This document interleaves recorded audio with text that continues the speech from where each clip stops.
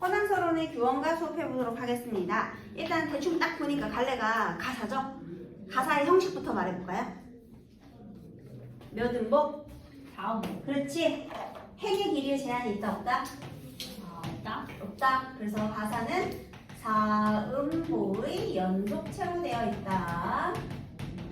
그 다음에 4음보가 3장만 있으면 어떤 형식이라 부르죠? 3장 있고 4음보가 무슨 형식이지? 어떤 갈래의 형식이죠? 시조. 얘들아, 시조가 이제 고려말부터 출발했잖아요. 그래서 이제 조선시대부터 가사작품이 쓰여지기 시작한 거예요. 왜냐면 아쉬워. 3장. 너무 짧잖아. 그래서 똑같이 4음보지만 하나, 둘, 셋이 아니라 행의 길이 제한 없이 쭉 늘어난 형태. 그게 이제 가사작품이 되는 거예요. 근데 다만 가사의 마지막 행은요. 시조의 종장 형식과 똑같아요. 동의합니다. 자, 그러면 그러니까 가사가 쭉 이렇게 있고 시조는 이렇게 있는 거잖아. 그러면은 여기 세 글자로 시작하죠. 그래서 이 가사의 마지막 행이랑 시조의 종장 여기가 형식이 똑같다는 거야. 자, 그럼 우리 시조 종장에 음수율이라는 말을 썼는데 음수율은 음절의 숫자를 고정시켜서 얻는 운율이에요. 예를 들면 3, 4조라든가 4, 4조라고 하면 글자 수가 거의 4개가 반복되는 거 이런 거거든요. 근데 우리 종장의 음수율은 어떻게 되느냐? 시조의 종장은 반드시 몇 글자로 시작해야 된다고? 3글자. 그렇지. 요거 고정된 형식. 자, 그럼 규원과 제일 마지막 행을 보니까 어떻게 끝났어요? 가장 마지막 행을 보니까 아마도 이님의 지위로 살동말동하여라 이렇게 돼 있죠. 아마도 이게 3, 이님의 지위로 6, 그리고 4, 4 이렇게. 그래서 보통 3, 5나 6, 그리고 4, 3. 중요한 건 이런 것들은 조금씩 바뀌어도 되거든요. 여기 2, 3, 4 자리는 바뀌어도 돼요. 근데 이 자리, 요 3, 여기가 고정돼야 돼. 그래서 첫 구가 세 글자로 시작을 해야 돼. 종장의 첫 구가. 그래서 마지막 행이 똑같이 세 글자로 시작한다는 거예요. 여기도 아마도 이렇게 시작하죠. 그래서 가사의 마지막과 시조의 마지막은 형식이 같다라는 거예요. 그래서 시조가 늘어나는 형태. 얘들아, 시조는 짧으니까 단형이라고 하고요. 가사는 기니까 장형의 형태라고 하는 거예요. 네. 자, 그 다음에 허난설원이 작가라고 했잖아요. 원래 우리 조선 전기의 문학은 사대부와 기녀에 의해서 이렇게 보통 많이 창작이 되거든요. 그리고 이제 평민이나 부녀자 계층은 조선 후기에 가서나 등장하는데 허난설원은 성별이 여자예요. 그런데 사대부가의 부인이야. 자, 그러면 허난설원이 지금 여류 작가잖아요. 여류 작가. 그래서 주방이 이제 여인의 방이거든요. 그러면 여인이 가사작품을 썼다. 그러니까 여류 문학이라는 거예요. 여류 문학. 그래서 그거의 효시작이고 조선 전기에 보통 이제 기녀 말고는 여자들의 그런 문학성이 별로 없는데 이렇게 허난설원은 조선 전기부터 처음부터 이렇게 썼다라는 겁니다. 주된 작가 계층이 여자다라는 건 아니지만 허난설원밖에 없었지만 그렇지만 어쨌든 규방가사의 효시는 첫 번째 작품이라는 뜻이에요. 그래서 여류문학의 가사고요. 그 다음에 또 하나는요. 제목이 규원가예요. 규원가는 규방에서 원망해요. 그러니까 부녀자가 원망해. 누굴 원망하게? 남편. 그래서 남편을 원망하는 우부가류의 노래예요. 우부가라는 건 남편 원망.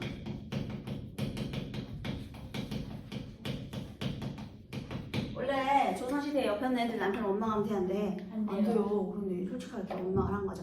근데 되게 웃긴 게 원망 사람이 있잖아. 감정이 딱 하나가 아니잖아. 그래서 원망만 하지 않아. 또 그립다가도 그 다음에 밉다가도 또 보고 싶다가도 막 이렇게 여러 가지 감정이 있거든요. 그래서 어느 부분에서 어떤 감정이 드러났는지는 본문에서 확인을 하고 문제를 풀어야 됩니다. 알겠죠? 자, 그 다음에 원래 보통 시조의 영향을 받은 가사는 3단 구성으로 되어 있거든요. 그래서 보통 우리 서사, 본사, 결사라는 말을 써주는데요. 얘는 기승전결. 왜냐면 허난설원은 한시의 영향을 많이 받았거든요. 얘는 특히 기승전결의 짜임새를 가지고 있어요.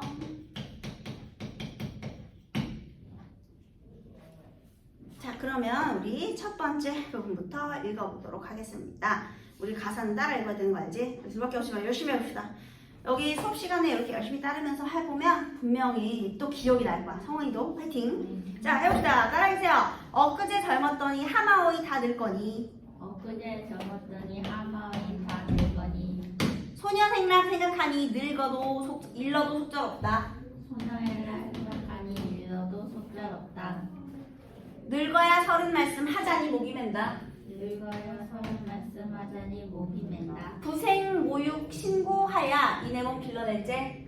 인생 모유 신고하야 이내 몸 길러낼제. 공후 배필은 못 빨아도 군자 호구 원하더니 공무 배필은 못 빨아도 군자 호구 원하더니 삼생의 원어비오 월하의 연분으로 삼생의 원어비요 월하의 연분으로 장한유역 경박자를 꿈같이 만나 있어. 장한 유럽 경관자를 꿈같이 만나 있어. 당시에 용심하기 살얼은 디디는 듯 당시에 용심하기 살얼은 디디는 듯. 사무이팔 겨우 지나 천연 여질 절로이니 사무이팔 겨우 지나 천연여지 절로이니 이 얼굴 이 태도로 백년 가약하였더니 이 얼굴 이 태도로 백년 기약하였더니 연광이 후루라고 조물이 다시하야 영광이 후르라고 조물이 다시하여 봄바람 가을물이 배울이 푹 지나듯 봄바람 가을물이 배울이 푹 지나듯. 설빈화한 어대 두고 면목가증 되겠구나.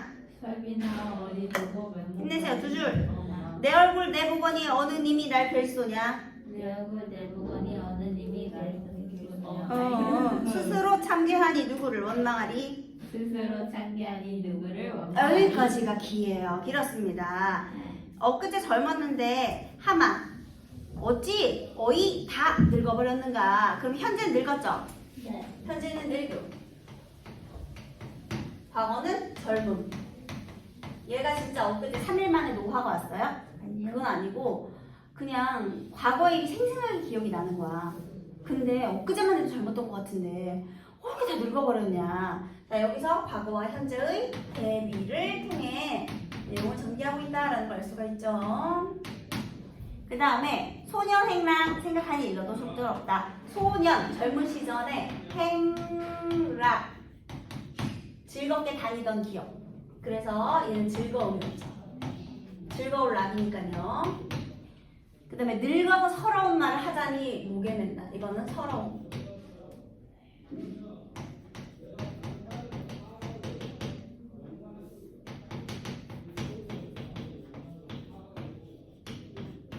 서러운 말을 다 하자니 목이 맨대요. 자, 그래서 내가 생각을 해보니까 부생 모육, 아버님이 낳으시고 어머님이 기르시고 고생해서 나를 길러낼 때 나도 그러니까 우리 집에서는 사랑받는 자식이었겠죠. 그래서 원래 있잖아, 공후배필은 못 빨아도 군자의 혹을 원했대요. 자, 그러면 내가 과거에 이상적인 짝으로 생각했던 것은 소망, 어디에 시집가고 싶었느냐. 여기서 공후의 배필. 이거 한 장씩 가져가세요.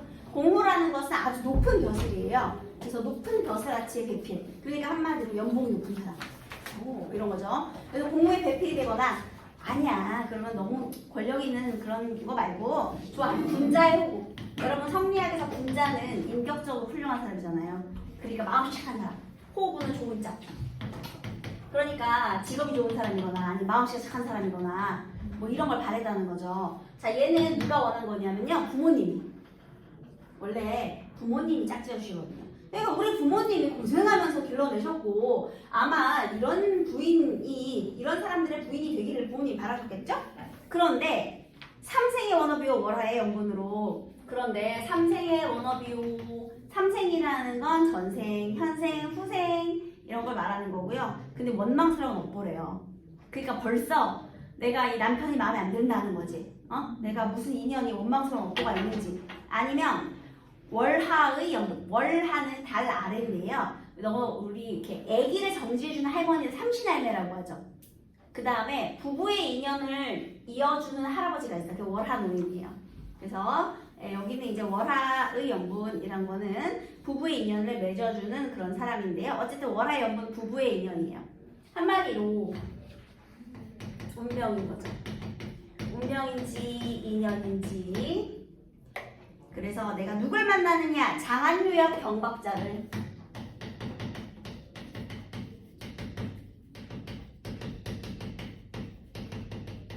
꿈같이 만나서. 장한이 시내예요. 그러니까 여기 확 시내를 유협, 활기차게 돌아다니는 경박한 놈이에요. 이거 한 장씩 가져가세요. 이건 해석이고 그건 본문이야. 그러니까 장안을 꺾으러 다니는 경박한 놈을 한마디로 한량 만난 거야. 그러니까 옛날에는요, 여러분, 내가 관직에 진출하려면 수단이 딱 하나야. 어떻게 해야 되지? 과거. 근데 과거에서 떨어지면 어떻게 돼? 양반들은 원래 돈이 있어야 된다. 그냥 노는 거야. 오. 그러니까 공부 안 하는 새끼들은 그냥 노는 거야. 그런 걸 한량이라고 해. 직업이 없지. 왜냐면 과거에 붙어야 직업이 생기는 거야. 왜냐면 관직에 진출할 수 있는 수단은 딱 하나, 오로지 과거니까. 그래서 지방에 가면 초시, 생원 이런 사람 되게 많잖아. 뭐 서류 전형 합격자, 뭐 1차 합격자 뭐 이런 겁니다. 근데 그거는 한 대부분 한 80% 정도 합격시켜줘요. 서류 전형 같은 거는. 나중에 이제 그런 거 이제 합격해가지고 성균관에 가서 어떻게 해가지고 거기서 이제 뭐 이제 최종 시험을 볼 자격을 얻고 이렇게 해야 되는 거거든요. 근데 그냥 성균관에도 못 들고 그냥 뭐 시험을 1차 시험, 2차 시험 이렇게 합격만 했을 때는 다 초시고 다 생원이야. 그러니까 걔네들 다 한량인 거야. 그래서 돈 많은 집에 시집은 갔지만 양반 집에 시집은 갔지만 경박한 놈들. 얘들아 벌써 여기에서 남편을 비하하는 발언을 했죠. 네. 지금 우리 허난서원 씨는 남편이 마음에 들지 않아요. 그래서 이거 지금 여기 장안유역 경박자라는 표현에서요. 우리 남편에 대한 그냥 시내로 호탕하게 돌아다니는 경박한 새끼라고 했으니까요. 이 남편에 대한 비난, 부정적인 생각을 가지고 있다라는 거죠. 원래는 공무회 배필이나 군자 후보 정도만 됐어도 돈이나 많이 벌어오든지 아니면 마음이라도 착하던지 했으면 좋았을 텐데 이 새끼는 직업도 없으면서 맨날 놀러 다니니까 마음에 안 든다 이런 말입니다. 당시라는 거 시집갈 당시 용심, 마음 쓰는 것이 살얼음 디디는 듯. 얘들아 살얼음 디딘다 이거 비유적인 표현인데요. 어떻게 하면 살얼음 디디는 것 같지? 그렇지. 그러니까 시댁살이 하랴, 남편 비위 맞추랴. 그러면 조심조심하는 거죠. 그래서 그렇게 살았더니요. 3528 겨우 지나. 혹시 3528 몇 살인지 아시나요? 35? 15. 28? 16. 그리고 옛날에 그때쯤 시집 가니까요. 15, 16세 겨우 지나. 천연 여질 전로이니. 그때는요. 천연 타고난 아름다움이 있었어요. 이건 이제 15, 16세. 그래서 이때는 아름다움이 있었어요. 그래서 이 얼굴 이 태도로 100년 기약하였더니 그때 이제 시집 온 거야. 얘들아, 우리 중세 때 얼굴은요. 낯이 아니고요. 머리부터 발끝까지 모습을 말하는 겁니다. 그래서 이 모습과 이 태도로 100년 기약을 했는데 연광이 푸르라고 조물이 시기가 많아. 연광이 푸르랬다라는 건 세월이 훌훌 지나가고 조물주가 시기를 하였는지 봄바람 가을 물이 배월에 푹 지나듯. 얘들아 우리 여자들은 보통 배틀로 이렇게 실을 이렇게 짜가지고 천을 만드는 거잖아요. 그치? 그러면 이렇게 그 배틀을 한번 당기잖아요. 그러면 실이 여기 이렇게 배올이 여기가 이제 북이요. 북. 실 감는 북. 그러면 실이 촥 감겨요. 한마디로 존나 빠르게 이런 뜻입니다. 여러분. 배올에 북 지나듯. 배올에 실이 감기듯 그런 뜻이거든요. 배올이 북에 감기듯 이런 뜻인데요. 배울이 북지나는 여기 이렇게 줄치고요. 비유적인 표현이기도 하고 그 다음에 배틀 짜는 거에 빗댔잖아. 그러니까 이제 우리 작가가 여자라는 것과도 또 관련이 있죠. 그죠? 그래서 규방가사와도 연관이 있습니다. 배울에 북지나듯 설빈화안 어디 두고 면목까지 되었구나. 설빈화안 눈처럼 하얗고요. 꽃처럼 아름다운 얼굴이거든요. 우리 그 있잖아요. 한소희 하얗잖아. 아니면 수지, 아이유 이런 애들 아니면 카리나 넘어갔나요? 자, 아무튼 그런 건 어디 가고 지금 내가 내 얼굴 보니까 어떻게 되죠? 면목까지 돼버렸대요. 근데 얘들아 왜 얘가 얼굴이 이렇게 늙었겠니? 남편. 막 고생을 얼마나 했으면 얘가 이렇게 늙은 거야, 그지? 맨날 이렇게 사람 디디는데 눈치 보고 신경 쓰고 하니까 내가 이렇게 돼버렸대요. 그런데요, 내 모습을 내가 보거니 어느 님이 날 사랑할 소냐? 스스로 참견하니 누구를 원망할 것인가? 자, 아까 전에 있잖아요. 여기서는 남편 탓했죠. 그 다음에요. 여기서 세월이 훌훌 지났다라는 부분에서 혹시 거기 조물이 다시아야 찾았니? 조물이 다시아야? 조물주가 시기를 했다라는 건 운명 탓도 있고요. 남편 탓, 운명 탓. 그 다음에 내 모습을 보니까요. 아휴, 어떤 님이 날 사랑해 주겠는가. 그러면 스스로 관리를 못한 누구 탓도 있다? 내 탓도 있다. 그래서 복잡하죠? 남편 탓도 하고 운명 탓도 하고 자책도 하고 이렇게 복잡한 심정이 다 드러나 있는 겁니다.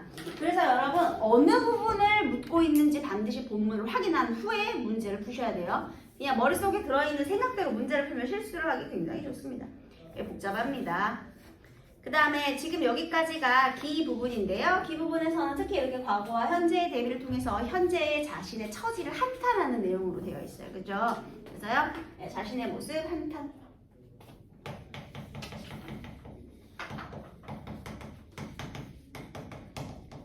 이게 기 부분이었습니다. 자, 이번에 승 부분 한번 읽어보도록 하겠습니다. 따라 읽겠습니다. 335 야유원의 세 사람이 나단 말가 335 야후원의 세 사람이 읽어야 돼요. 꽃피고 날 저물째 정처 없이 나가 있어. 꽃피고 날 저물째 정처 없이 나가 있어. 네, 처음에는 좀 입력이 힘들 것 같은데 한번 그래도 읽으면은 이게 분명 기억에 남습니다. 그래서 고전 시간에 읽어봐야 돼요. 왜냐면 아래아 같은 것들을 어떻게 읽어야 될지 모르잖아. 그런데 한번 읽어보면 기억이 나거든요. 그래서 꼭 읽어봐야 돼요.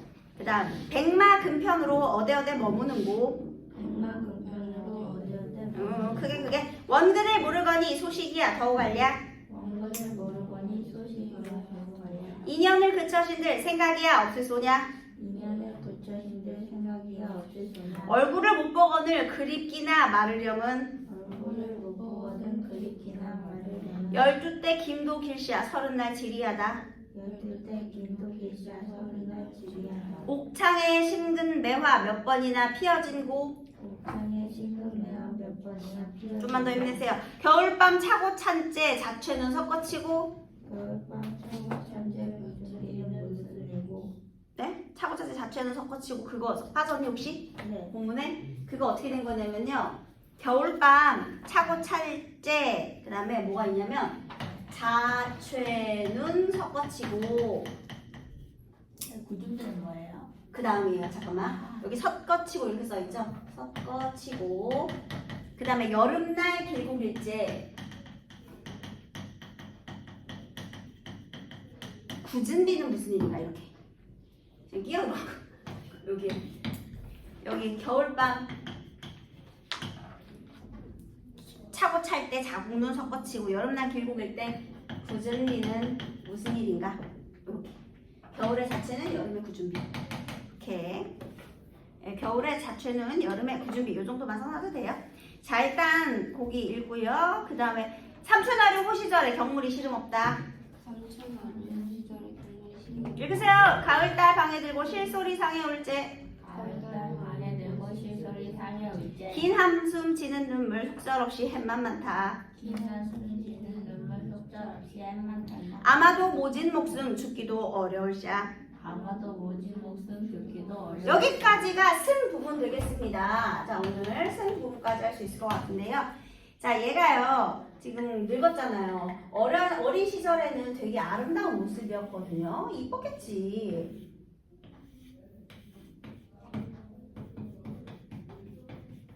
이뻤겠죠. 그래서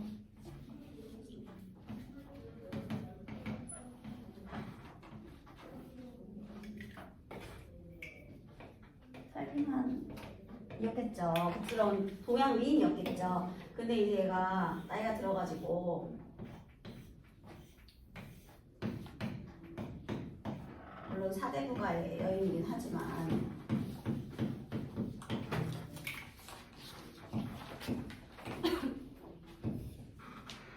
이렇게 비녀 꽂고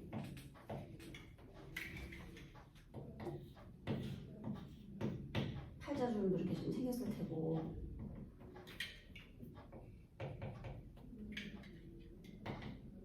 이렇게 좀 안 좋아졌겠죠. 늙었겠죠. 자 그러면 얘가 과거 현재 대비가 있다고 했잖아요. 그 다음에 335 야유원에 세 사람이 났단 말이에요. 얘는 이렇게 늙어 빠질 동안 그러면 이 경박자 이름은 뭐하고 있느냐. 자 3355 이거는 3명 5명 여러 명이 몰려다니는 야유원 클럽입니다. 여러분 헌팅포차요. 헌팅포차. 사실은 기녀들이 나오는 술집 되겠습니다. 그래서요 세 사람이 났단 말인가. 자 얘가 이제 남편에 대한 생각을 할 거예요. 근데 우리 남편이 어디를 갔느냐. 꽃피고 날 저물 때 정처 없이 나갔어요. 얘들아 꽃필 때 나갔대. 그럼 어느 계절에 나갔을까? 봄 그치. 그 다음에 백마근편으로 어디 머무는가. 자, 내가 이 남편이요 꽃필 때 나갔거든요. 그리고 또 어떻게 하고 나갔느냐. 백마 흰색 말을 타고요. 금 채찍을 휘두르면서 나간 거예요. 한마디로 삼선 슬리퍼 끌고 막 나간 게 아니야. 어떻게 하고 나간 거야? 한껏 차리고 나간 거예요. 롤렉스 시계 차고. 그 다음에 벤틀리 타고. 그러고 막 나간 거야. 백마의 근편이니까요. 그래서 확 화려하게 호사스럽게. 그러니까 엄청 또 꾸미는 사람이죠. 돈도 못 벌어오면서 돈은 무지하게 많은 막 쓰고 다니는.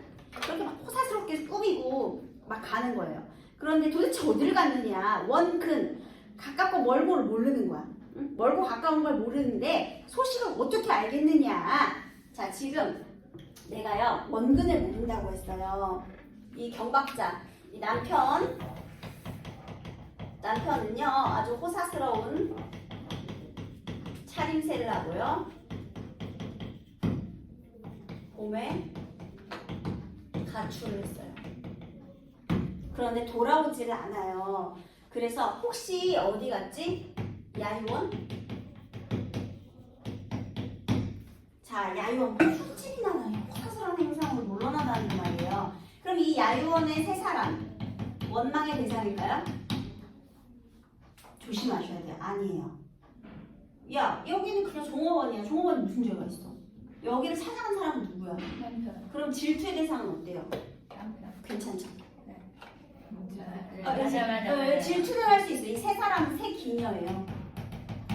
그러니까 새로운 예쁜 기녀라고 나왔단 말인가 이건데요. 원망은 할 수 없고 질투만 하는 거예요. 질투는 할 수 있지.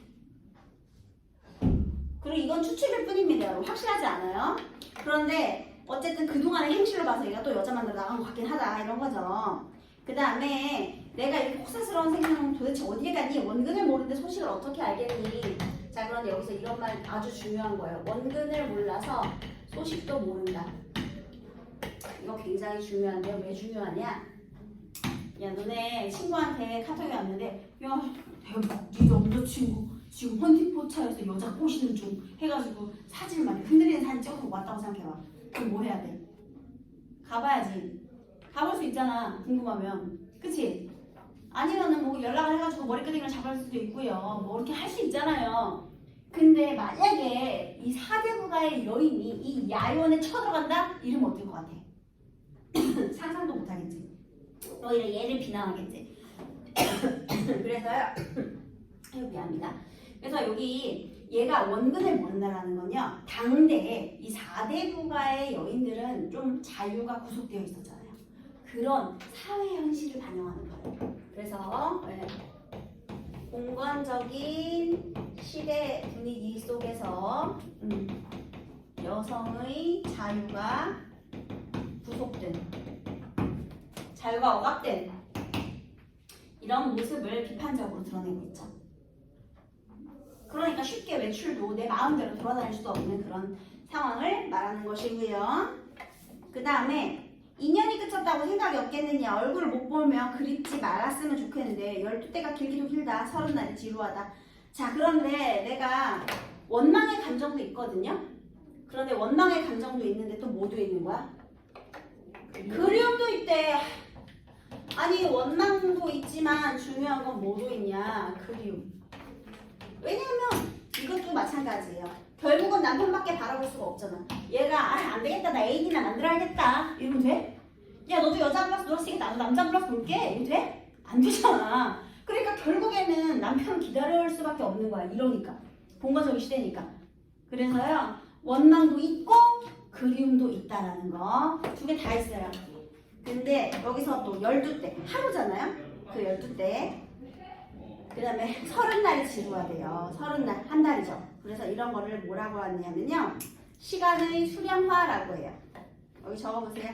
12대가 길게 길다. 30날이 지루하다. 시간의 수량화. 시간의 수량화. 그래서 옥창에 심은 매화가 도대체 몇 번이나, 그래서 얘가 너무 지루해. 시간이 안 간대요. 특히 옥창에 심은 매화가, 여러분 여기서 옥창은 여인의 방을 말하는 거예요. 그러니까 내 방 창문으로 본 매화는 몇 번이나 피고 지었는가? 이렇게 물어보는데요. 여러분 여기서 조심해야 될 게 있습니다. 보통 우리 고전 시가 문학에서 사군자가 등장하면 매화 이렇게 등장하면요. 보통 충성심, 지조와 절개의 상징으로 사용이 되잖아요. 근데 여기 지금 작가가 누구라고? 그러면 이 매화에다 지조와 절개의 의미를 부여하면 돼, 안 돼? 안 돼. 이건 사대부의 그 사군자랑 다른 거야. 그냥 앞에 매화가 있는 거야.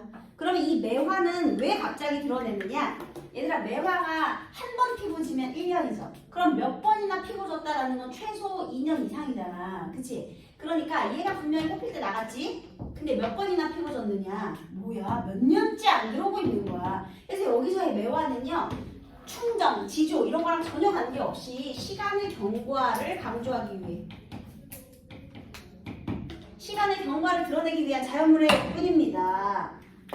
그래서 항상 작가가 중요한 거야. 사대부가 아니니까요. 자, 그러면 볼까요? 겨울밤 차고 찰 때 얼마나 했느냐면요. 겨울밤 차고 찰 때 여기 자국눈 섞어치고 겨울에 자국눈 여름날 길고길째 구준비는 무슨 일인가? 겨울에서 지금 여름 같죠? 자초의 눈은 자국눈이에요. 여기는 구준비고요. 얘들아 있잖아요. 너네 여름에 덥고 짜증나는데 막 장마 기간에 비 내리면 더 짜증나지. 그 다음에 외롭고 추운데 막 진눈깨비 같은 눈 내리면 기분 더 더럽죠. 그럼 얘는요 화사의 외로움을 심화시키는 무엇이라고 볼 수 있을까요? 그렇지, 객관적 상관물. 자연물을 통해서 외로움이 심화되었다라는 소리죠. 근데 감정이입니까? 자국눈이랑 구준비가 뭐라고 했어? 아니요. 그래서 이거는 감정을 이입하여는 안 돼요. 알겠지? 그 다음에 삼춘, 화류. 삼춘은요 3달의 봄이거든요. 아 그러면 네. 이 자취는이랑 구준비는 네. 그 의인화예요? 아니요. 그냥 눈하고 여기 왜냐면 의인화가 되려면 감정이입이 있어야 돼요. 근데 여기는 그냥 눈이 내렸고요. 비가 내린 거예요. 그래서 여기는 삼춘 3달의 봄, 그 다음에 화류는 꽃과 버드나무까지. 그러니까 그냥 3달의 봄, 그러니까 봄이에요. 봄 좋은 시절에 경물이 씨를 먹구나. 자 봐라, 겨울에서 여름에서 이제 봄 됐지. 그러면 얘들아 최소 몇 년이니? 아까 봄에 나갔잖아. 여기가 2년, 다시 3년, 최소 이렇게. 그러니까 시간이 계속 경과지. 근데 얘가 봄, 여름, 가을, 겨울 순서 몰라서 지금 이렇게 비튼 게 아니에요. 오랜 시간이라는 걸 강조하기 위해서 이거를 봄, 여름, 가을, 겨울 이렇게 할 수도 있거든요. 근데 지금 일부러 순서를 비튼 거야. 아직 끝나지 않았어요. 그 다음에 얘가 이제 여름에 좋은 걸 봐도 관심이 없대. 흥이 나지 않는 거죠. 그래서 가을, 달 방에 들고 여기는 화류 시절. 그 다음에 가을에 달. 원래 가을에 맑은 달빛, 왜 우리 그 추석 때쯤 되면 엄청 밝은 달 구경 많이 가잖아요. 그러니까 이런 거 다 흥미도 없고 관심도 없고 그런 거예요. 그래서 여기서 지금 중요한 또 포인트. 이렇게 가을달 방에 들고 실소리 상에 올 때 기나슴 지는 눈물 흑자 없이 햇만 많다. 이 부분이요. 이렇게 몇 번이나 피고 지었느냐 이렇게 시간이 많이 흘러갔다라는 건데요. 일부러 시간의 경과를요. 순서를 어긋나게 만든 거예요. 봄, 여름, 가을, 겨울 순차적으로 제시하지 않았죠. 그거는 이걸 강조하기 위해서 순차적 제시가 아니라는 거.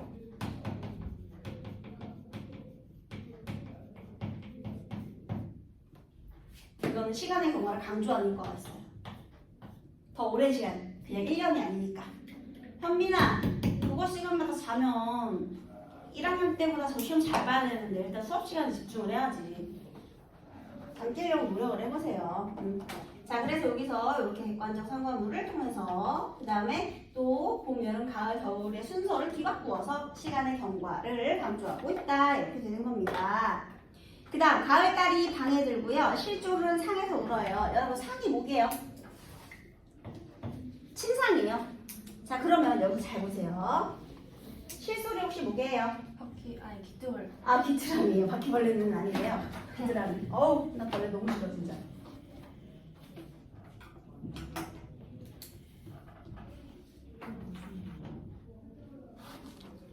네, 여기 이렇게 귀뚜라미거든요. 실솔. 얘들아, 사실 침대 위에서 울고 있는 게 누굴까? 깃털. 귀뚜라미도 울고 나도 울겠지. 그치? 그러면요. 침대 위에서 우는 게 이제 가을이니까 밖에서 또 귀뚜라미도 울겠지. 그럼 얘가는 뭐라고 되겠어? 화자의 감정이 이입된 소재다라고 볼 수가 있는 거죠. 그래서요, 여러분, 요거 아까 자궁이랑 구준비까지는 객관적 상관물이라고 볼 수 있고요. 여기는 그냥 내리기만 했으니까. 근데 얘는 그리고 슬퍼서 침대에서 울고 있지. 화자의 모습을 드러낸 거죠. 그렇기 때문에 감정 이입된 소재다. 자연물의 감정을 투영하여 맞는 소리가 되겠습니다. 그래서 이런 기능을 고르는 문제도 자주 등장합니다. 긴 한숨 지는 눈물 속절없이 생각만 많구나 라고 얘기했어요. 그래서 여기 계절 변화가 있다 없다? 있다. 물론 순서대로는 아니지만 겨울과 막 봄과 가을이랑 막 있잖아요. 그래서 계절의 변화에 따라서 계속 지금 뭘 강조하는 거야? 그리움을 강조하는 거예요. 여러분 그럼 만약에요 여기에서 나타난 화자의 정서와 유사함을 골라라고 했어요. 그러면 1차적으로 그리움의 시를 보면 돼요. 양반이나 충신연주지사류에 임금을 빗댄 그런 그림은 안 돼. 연군지정 안 돼. 다 지워. 이거는 연군지정이 나오면 다 틀린 거야. 왜냐하면 여자예요. 이게 임금님에 대한 연구의정이 아니란 말이야. 충신연주지사류는 안 되는 거야. 사민국, 송민국하고는 달라. 그러면 일단 그건 다 지우고요. 임금님에 대한 마음이다. 그런 건 지우고요. 그 다음에 헤어진 사람에 대한 그리움. 일단 이걸 모르는데요. 그리움이 여러 개가 아니라 그러면 원망이 포함된 그리움을 골라야 돼요. 그러니까 이거는 그 정서가 가장 유사한 것을 골라라라는 문제는 항상 선택지를 좀 보셔야 됩니다. 일단 그리움을 고르는데 그리움이 그냥 하나다 그러면 너무 쉬워. 그런데 임금에 대한 그리움도 있고 연인에 대한 그리움도 있다고 당연히 연인에 대한 그리움을 골라야 되고요. 그리움만 있거나 아니면 그리움 플러스 원망의 정서가 있다 그럼 그걸 골라야 되겠죠. 어쨌든 그리움을 베이스로 해서 다른 정서들도 같이 연결지어 보시면 되겠습니다. 그래서 얘가 무슨 생각까지 하냐면요. 아마도 모진 목숨 죽기도 어려우샤. 사실 여기까지가 승이에요, 승. 얘 지금 무슨 생각까지 한 거야? 자살? 그러니까 감정적으로 지금 가장 밑바닥까지 내려간 거죠. 근데 또 사람 목숨이 그렇게 쉽게 죽기 힘들잖아요. 그러니까 죽을 정도로 절망스러운 거죠. 거기다 절망감이라고 적으세요. 절망감. 그래서요, 님에 대한 원망과 그리움.